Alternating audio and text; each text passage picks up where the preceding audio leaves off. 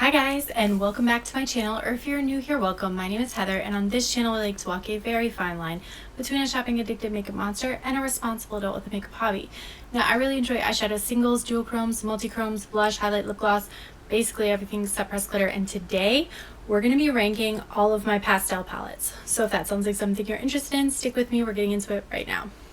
So through my quick math, it looks like we have 15 palettes to rank here today. And before we jump into it, I'll just let you know this look is actually one of the looks that I've done with the Cosmos palette. I didn't record it. I'm so sorry. But if you guys want to see that look, just let me know and I'll try to do like a quick Instagram or YouTube shorts or something to get that video up for you. But today we're going to get into all the pastel goodness. So coming in at 15 is this palette right here, which is a gift from a good friend of mine. And the reason why it's coming in so low is just because it has a lot of pressed glitters.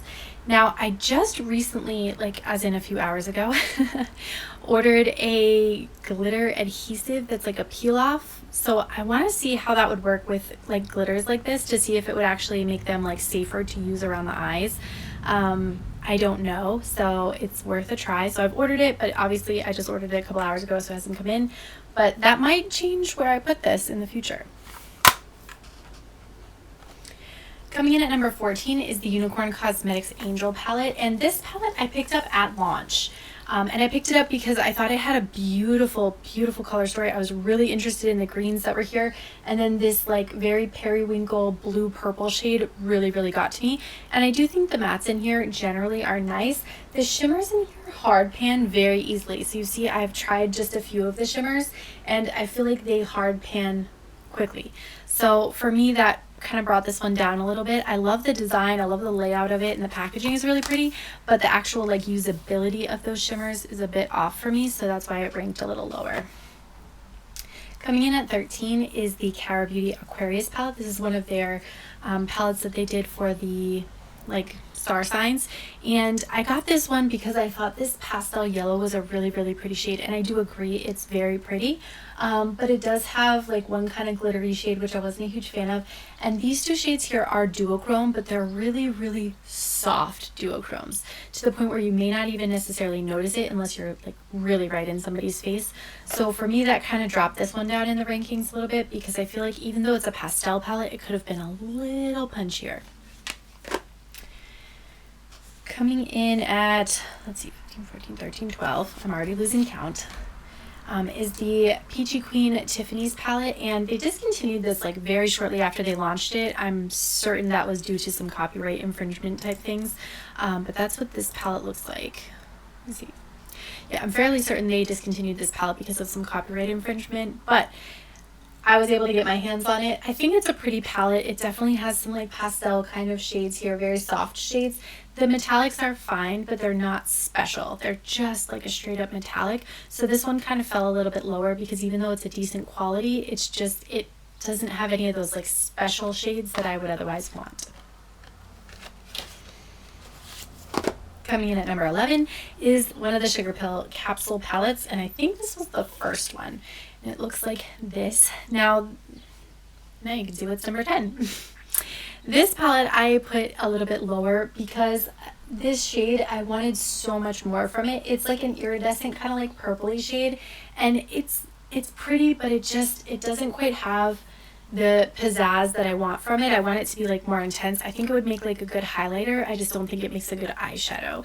But the rest of the palette, the shades are really nice, so it kind of got midway down the list for that reason. Next up, number 10 is the Garden of Juvia's palette from Juvia's Place, and it looks like this. And the reason why it's a little bit higher up is because all of the shades that are in here are like these duochrome type finishes. So you have this kind of gold green here, you have this kind of green to like a lighter peachy green gold, you have this green to pink shade here, this yellow has a bit of green in it, so you have a lot of shades in here that pool kind of different colors, and I think that makes this a little bit more interesting. The mattes in this palette are soft, but they're not very high impact, so if you want something a little bit more impactful, I would definitely recommend using an eye base that is lighter than your skin tone. So for me, that basically has to be white, but for somebody of a deeper skin tone, you could just go with like a lighter beige. But this, yeah, comes in at number 10. Coming in at number 9 is one of the Rude Cosmetics palettes. This is the Attitude Academia palette. And so, let me start back here. This is the Attitude Academia palette. It looks like this on the inside. The magnet is super strong. But this is the palette itself. And I picked this one because it has some kind of like softer shades here that I think work really nicely with the shimmers in here. And all of the shimmers here, I feel like pull kind of on that pastel side. Even though this one looks really intense, when you put it on the eyes, it's definitely like a little bit softer, almost like a gray base. So I feel like it kind of carries that same like purpley gray type shade. It's got more intensity though, which is why it came up a little bit higher in the rankings. But that's why this palette came to the level that it is.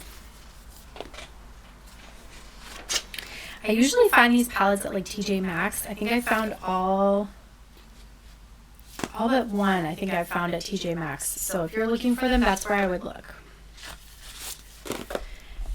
Next up is the BH Cosmetics 90s Dance Remix palette, and it looks like this. Now, I've only used this one a couple of times, and I'll tell you, the metallics in here, they're very like soft and buttery. They have really good pigmentation. Like BH does not steer you wrong, right? So you can see like they have really nice pigmentation. Sorry, my camera does not want to focus on anything today. There's my pigmentation. The mattes in here are nice. They're just a little bit soft. And the brown shades up here, I just don't tend to use. So for me, those shades are kind of like lost. But the rest of the palette I like. I think it was still worth it to pick this palette up, even though I'm not going to use those top couple browns.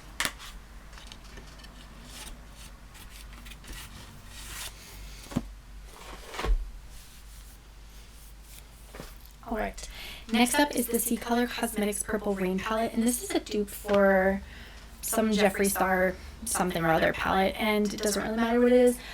This one I really like these soft kind of purpley shades here. You've got this soft pink here, and I really like, even though you have shades with depth, they still almost pull like a pastel because they're soft, they're buildable, but they're not like super pigmented. And then the shimmers in here I think complement this palette really nicely. One of my favorite is this exposed shade here because it's just this really soft like ballet slipper pink that's really sparkly. So all in all, I like this palette. I'm surprised because this is like a dupe brand that's not super expensive. So I was surprised to be able to find decent quality in a palette that is kind of from an off brand, if you will. Next up is the Nomad Tokyo Harajuku palette, and this one obviously is a fan favorite. I love the duochromes on the bottom. They're super sparkly, super intense. They almost have like a sheer base to them, so you can wash them over any of these other shades and they're going to look beautiful. The rest of the palette is basically like satins. These I guess are a little bit more matte than these, but these are definitely like a satin shade. I use them all basically as mattes because I think the satin quality to that middle row is so soft. I basically just assume they're all mattes. But I do think the colors are really pretty. I wish they would have had like a soft blue in here. I think that would have been a really nice addition, like maybe instead of that shade there. But can't have everything. Then next up is the Lethal is Dead palette from Teresa is Dead and Lethal Cosmetics. And it looks like this. I like this palette. I think it's like a nice little 9-pin palette, lots of versatility here. And the fact that you have kind of these softer matte shades really pushes me in that pastel mindset. This yellow gold shade also kind of gives me that vibe as well. So I think it's versatile. It's got a lot of like nice colors that are very complementary. So it came up to, let's see, number 5. Number 5.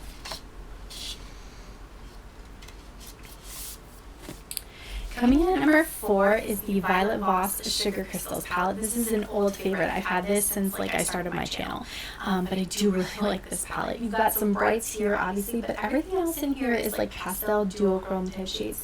These have a little bit more intensity to them, and then this row is like a purely iridescent row, which I think is really beautiful. So I always keep this out to be able to kind of add like toppers and stuff to my looks to really create a little bit more dimension, inner corner highlights, things like that, because I think this is such a stellar palette.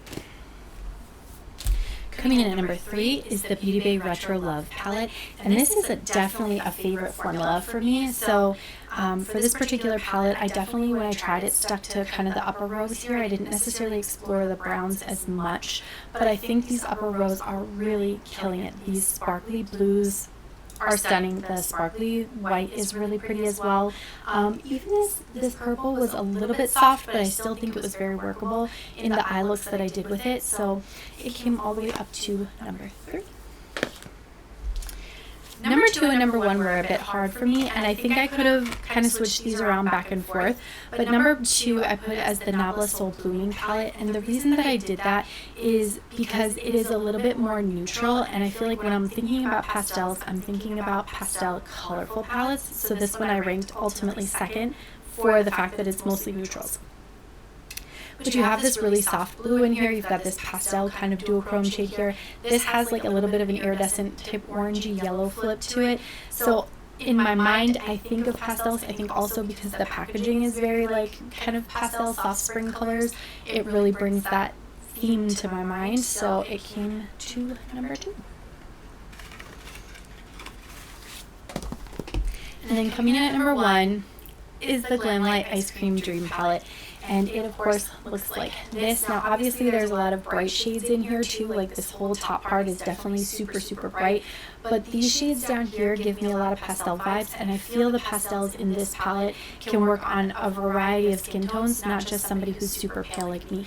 So for that reason I wanted to bring it up. And then the metallics that are in here are gorgeous. Every time I come in here I have to use this shade. Like I can't get away from that shade, but it's just so pretty. I really can't help myself.